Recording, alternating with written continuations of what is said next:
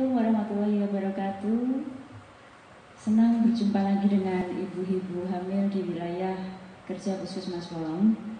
Alhamdulillah pada kesempatan kali ini kita bertemu dalam rangka melaksanakan kelas ibu hamil yang dilaksanakan secara online di wilayah kerja Puskesmas Wolong. Baik-baik ibu-ibu sekalian, untuk kesempatan kali ini kita akan membahas tentang bagaimana makanan ibu hamil selama menjalani masa kehamilan mulai dari trimester 1 sampai dengan trimester 3. Kita akan membahas tentang kebutuhan nutrisi ibu hamil, terutama kebutuhan asam folat. Ibu-ibu sekalian yang berbahagia, kehamilan adalah sesuatu hal yang umum dialami oleh setiap wanita.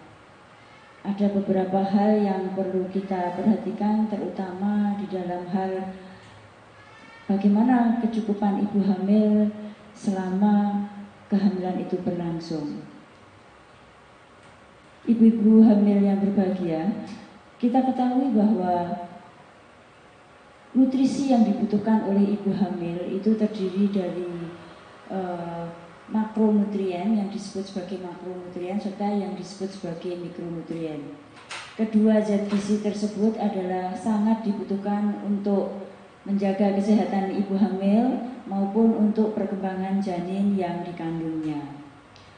Kebutuhan makronutrien terdiri dari karbohidrat, protein, serta lemak.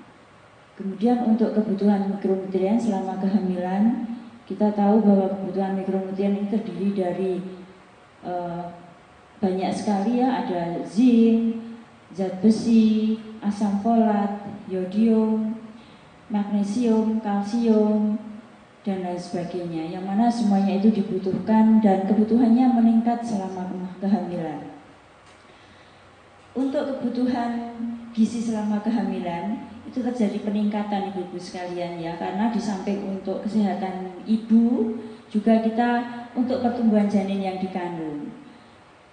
Di dalam kehidupan sehari-hari, makronutrien didapatkan dari karbohidrat yang biasanya kita bisa dapatkan dari nasi, kemudian roti, ya, jagung, kemudian umbi-umbian. Kemudian untuk makronutrien yang lain adalah protein yang terdiri dari protein hewani dan protein nabati. Protein hewani biasanya didapatkan dari ikan, daging, telur, susu, ikan-ikan segar seperti itu. Kemudian ada protein nabati yang biasa kita dapatkan dari tahu tempe maupun kacang-kacangan. Kemudian untuk kebutuhan lemak biasanya dari minyak, lemak, santan yang biasanya didapatkan oleh ibu-ibu itu dipergunakan sebagai bahan tambahan untuk menggoreng, menumis, dan lain sebagainya. Baik ibu-ibu sekalian, kita lanjutkan. Untuk yang kita bahas kali ini adalah kebutuhan mikronutrien, yang utama adalah tentang asam folat ya. Sebenarnya banyak sekali kebutuhan mikronutrien yang lain, hanya kita fokus untuk kebutuhan asam folat karena untuk kehamilan ini asupan mikronutrien yang paling penting adalah zat besi dan asam folat. Wanita yang sedang mengandung itu perlu mendapatkan kecukupan untuk mikronutrien sejenis asam folat. Apa itu asam folat? Asam folat itu adalah, kalau kita kenal biasanya dengan vitamin B9 ya. Jadi vitamin B9 itu ada salah satu unsur yang disebut sebagai asam folat. Nah, asam folat ini dibutuhkan dalam jumlah yang sangat kecil tetapi mutlak diperlukan oleh ibu selama kehamilan. Jumlah asam folat yang direkomendasikan oleh WHO adalah untuk wanita yang sedang hamil membutuhkan 600 mikrogram asam folat setiap hari. Nah itu ibu-ibu, kalau misalnya di dalam makanan sehari-hari kita butuh ekstra penambahan untuk bahan makanan sumber asam folat ini. Nanti kita akan bahas ada beberapa bahan makanan yang kandungan asam folatnya tinggi. Baik, apa fungsi asam folat? Fungsi asam folat ini adalah untuk mencegah kecacatan yang disebabkan karena ibu kekurangan asam folat sehingga menyebabkan bayinya itu perkembangan otak dan sarafnya kurang bagus. Nah, biasanya munculnya kekurangan asam folat ini ditandai dengan tubuh seorang ibu yang lemas, kemudian diare dan lidahnya terasa perih. Seperti itu. Nah, biasanya kebutuhan asam folat ini karena dari bahan makanan mungkin sangat terbatas ya ibu-ibu sekalian, dan apalagi mungkin pengetahuan kita tentang asam folat masih sangat rendah, sehingga diberikan suplementasi asam folat yang biasanya bersamaan dengan tablet tambah darah atau zat besi. Baik, apa yang terjadi jika seorang ibu mengalami kekurangan asam folatnya? Apabila seorang ibu mengalami kekurangan asam folat, biasanya kekurangan asam folat ini dimulai sebelum terjadinya kehamilan. Oleh karena itu, kecukupan asam folat ini sudah bisa dipastikan dipenuhi kalau bisa sebelum seorang ibu itu hamil, seperti itu. Jadi untuk persiapan kehamilan, ibu-ibu membutuhkan asam folat yang cukup tinggi untuk menjamin agar bayinya tidak cacat, ya. Asam folat ini penting sekali untuk membantu saraf bayi, terutama saraf otak, ya. Ini akan menghindari bayi dari risiko cacat seperti anencefali maupun spina bifida, ya. Jadi anencefali ini adalah kondisi di mana bayi yang lahir itu tanpa tulang tengkorak, seperti itu. Jadi biasanya kalau kita biasa lihat di televisi ada bayi yang lahir tanpa tulang tengkorak, itu biasanya salah satunya itu disebabkan karena kurang asam folat. Namun bayi yang lahir seperti ini biasanya tidak bertahan hidup lama, ya. Segera setelah dia lahir kemudian biasanya meninggal dunia. Kemudian spina bifida, yaitu kondisi di mana ada bayi ini memiliki ada celah pada tulang tengkorak bagian belakang. Pada saraf tulang tengkorak ini ada celah, sehingga terjadi kelainan pada saraf tulang belakangnya, dan ini akan mengakibatkan biasanya terjadinya masalah tumbuh kembang hingga cacat permanen. Baik, begitu pentingnya manfaat asam folat. Kemudian pertama tadi kita sebutkan adalah menimbulkan cacat pada bayi atau kelainan bawaan. Kemudian yang kedua adalah seorang ibu yang kekurangan asam folat itu bisa mengalami keguguran. Nah, seperti itu. Ya, jadi sangat penting sekali manfaat asam folat. Kemudian apabila seorang ibu juga kekurangan asam folat, bisa berisiko terjadinya preeklamsi. Preeklamsi ini adalah kondisi di mana terjadi peningkatan tekanan darah yang ditandai dengan tekanan darah yang meningkat, kemudian bengkak-bengkak, serta ada peningkatan protein urin di dalam tubuh si ibu. Nah, ibu yang mengalami preeklamsi ini akan cenderung mengalami kejang-kejang pada saat hamil, dan ini sangat membahayakan, apalagi disertai biasanya kalau misalnya ibunya sudah preeklamsi, bayinya akan menderita berat badan lahir rendah, seperti itu. Kemudian resiko terjadinya kekurangan asam folat juga bisa menyebabkan anemi. Jadi asam folat ini sangat erat kaitannya dengan zat besi, ya. Kita tahu bahwa sebagian besar ibu hamil di Indonesia banyak yang mengalami anemi. Nah, dengan suplementasi asam folat dan zat besi yang cukup, masalah anemi ini bisa kita atasi. Nah, bagaimana kebutuhan asam folat ini bisa dipenuhi oleh ibu-ibu sekalian? Mari kita simak beberapa bahan. Ini kebetulan sudah kami siapkan bahan makanan yang tinggi asam folat yang bisa ibu konsumsi mungkin selama kehamilan atau bahkan sebelum kehamilan, supaya cacat kelahir, kemudian resiko keguguran, resiko preeklamsi dan lain sebagainya bisa ditekan sedini mungkin. Terkait hal itu, ada beberapa bahan makanan yang disarankan untuk memenuhi kebutuhan asam folat selama ibu hamil. Bahan makanan itu bervariasi dan beragam, mulai dari bahan makanan sumber karbohidrat. Biasanya asam folat ini banyak sekali terdapat pada roti terutama roti gandum, ya. Kemudian di samping itu juga pada jagung. Nah, ini kandungan asam folatnya juga tinggi, ya. Kemudian selain dari bahan makanan sumber karbohidrat dari roti gandum serta jagung, untuk bahan makanan sumber protein yang tinggi asam folat, terutama protein hewani, adalah dari hati, golongan hati ayam, baik hati sapi dan lain sebagainya. Jadi di samping hati ayam, hati sapi itu mengandung asam folat yang tinggi, juga mengandung zat besi yang sangat tinggi. Jadi untuk kehamilan disarankan ibu-ibu banyak sekali mengkonsumsi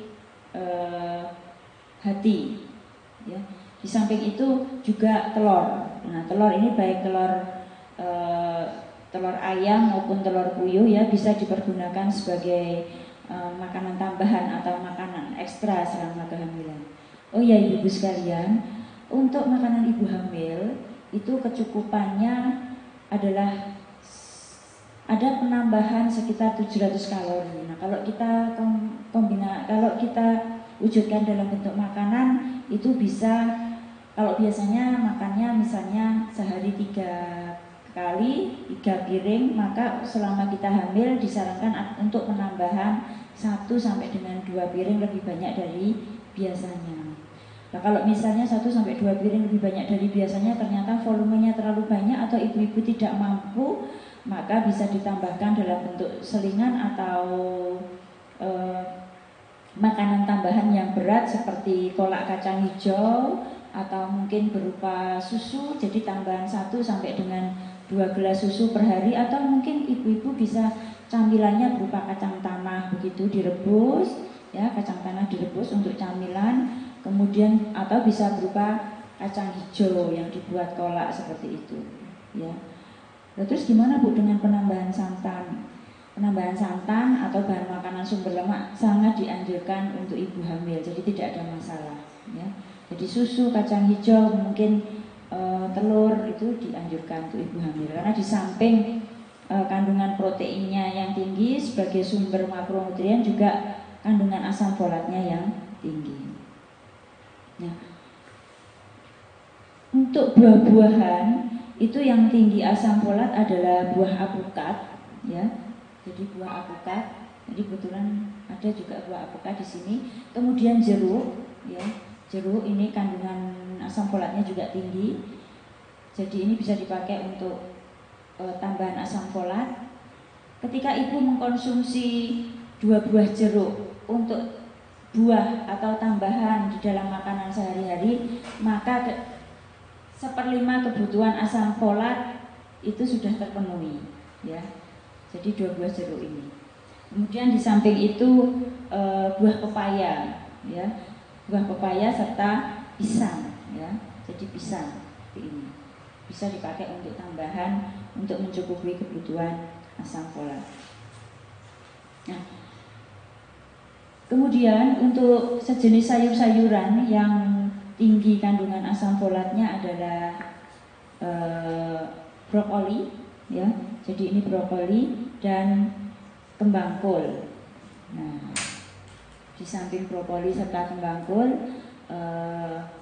bayam itu juga tinggi kandungan asam folatnya, ya. Jadi kalau misalnya di dalam makanan kita sehari-hari kecukupan untuk sayur untuk setiap kali makan kan 1 mangkok, ya, 1 mangkok ukuran 50 gram sayur. Nah, untuk ibu hamil bisa ditambahkan dengan brokoli rebus atau kembang kol untuk camilan begitu, ya, direbus. Karena ketika kita mengkonsumsi brokoli 1 gelas, maka sama dengan 1/3 kebutuhan asam folatnya terpenuhi dari bahan makanan seperti itu.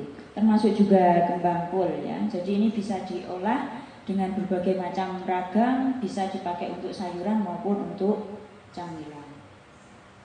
Seperti itu. Kemudian yang tidak kalah penting adalah bayam, ibu-ibu ya. Jadi bayam ini tinggi sekali asam folatnya, asam folat ya. Nah, di samping tinggi asam folat, kita tahu bahwa bayam ini juga kandungan zat besinya tinggi. Jadi ini bagus sekali untuk mencegah anemi pada ibu hamil. Dan karena kandungan zat besi yang sangat tinggi pada bayam, oleh karena itu ada beberapa bahan makanan yang bisa menghambat penyerapan zat besi dari bahan makanan, maupun ada bahan makanan yang bisa membantu penyerapan zat besi ya. Jadi ada bahan makanan yang ketika ibu mengkonsumsi bahan makanan zat besi, maka bahan itu berfungsi sebagai inhibitor atau menghambat penyerapan. Apa bahan makanan tersebut? Bahan makanan tersebut adalah teh ya.